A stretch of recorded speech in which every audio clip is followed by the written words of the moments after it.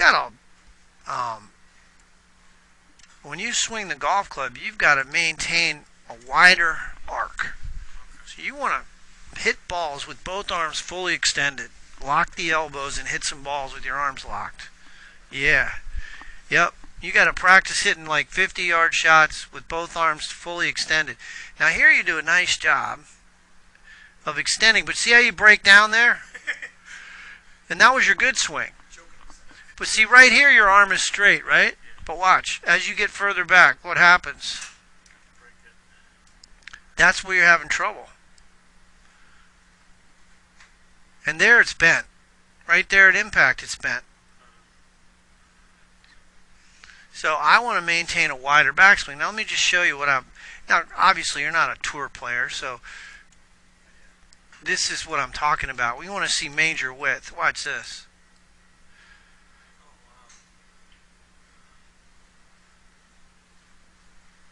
Is there any bending going on in that lead arm? Ever. Except right there it's bent. But look how ramrod straight, and look how he's pushing the club. And this is what I'm talking about. Swing radius. You know, watch how wide he stays in his golf swing. And this is why the guy's a world-class player.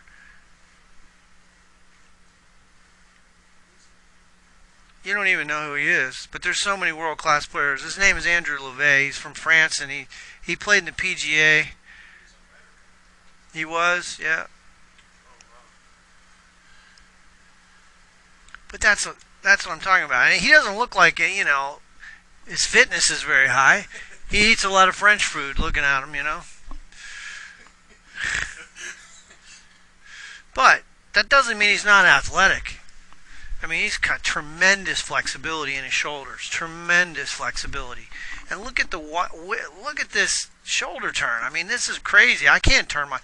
His shoulders have rotated to where his right shoulder is way far around. You can see his right shoulder behind his ear. I can't get that far back. It looks like his hips haven't even moved. They haven't. They haven't. It's incredible. It's incredible. He's got so much power stored there. It's ridiculous. And here's the other thing he does that you guys, you know, I've been preaching to you guys about. He's going to get a running start from the ground, and his lower body will move before he even finishes the backswing. So like right here, he's still loading, but right about in here, he's going to start moving toward the target. Right there. And his hands are still going back. So he's already started forward. And that's where you see all this lag. Now his lower body's in.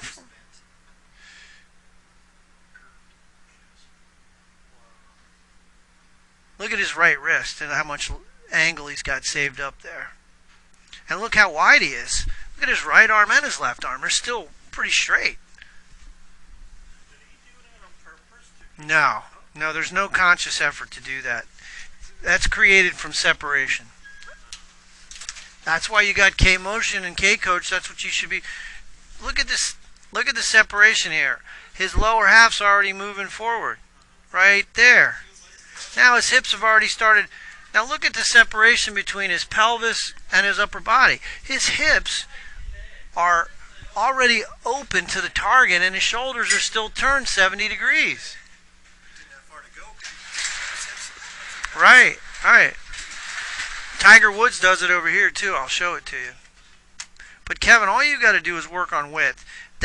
See, your problem is your long backswing actually kills your distance. That sounds counterintuitive, but right here, if you stayed in that position, you'd hit it a mile. But the problem is all this extra movement is what kills your distance. Because you're not wound. You're collapsing. Not necessarily. Only if the sequence of movement is proper from transition. You can throw it from the top. Now, it's true, you look at a long drive guy, they have tremendous length on their backswing.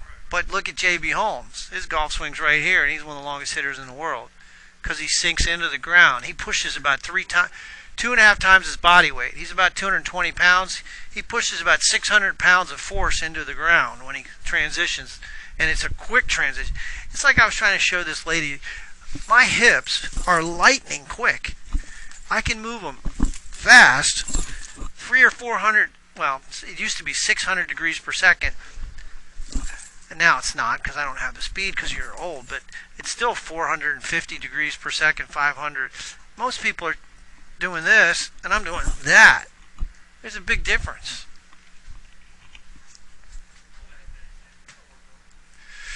But you just have to not collapse. There's no way you should have the club pass parallel with a 7-iron. And you wouldn't if you didn't collapse. Look at this guy, Kevin. Look where his club is. Is his club where yours is? It's not even close. Now, why do you think it's short? Because he keeps extension, right? That's why. You would never get the club that far back if your arm stays extended. Everything. Well, the women now, what's interesting about the women need a longer swing to get momentum because they don't have the speed. Their swing is super slow. No, you have speed. You have a lot more speed than you realize. You just don't use it properly. You use all your speed with this move. Yeah. You have fast hands. The problem is you use them at the wrong time because you don't have any stored energy here. And you don't have width. You have collapse. And then you collapse here. Now that's not powerful. That's Phil Mickelson. He can't drive it on the planet. He's got the world's greatest short game. Look at, I'll show you Jason Duffner. This is a golf swing right here. This is Ben Hogan. You're not going to see any. Watch how ramrod straight that lead arm is. You see any? Now look how short that backswing is. But watch the running start. He's going to get with his lower body. His hips are already moving. There. His hips are already moved. Now look at that backswing. That's not long. Guy carries a 270, 280. He's not a long hitter. Look at the width going through. Look at the extension. He's got a wide circle, man. Now I'll show you a tour player lady now. This lady, Chella Choi, she's got a great golf swing. She's got width, but she swings like a man. Now watch the lower body. See it move? Watch her skirt. Watch this right here. Watch this emblem on her skirt. Did you see it move? So as she moves, look, her arms are still going back. Watch the hands. Watch the hips.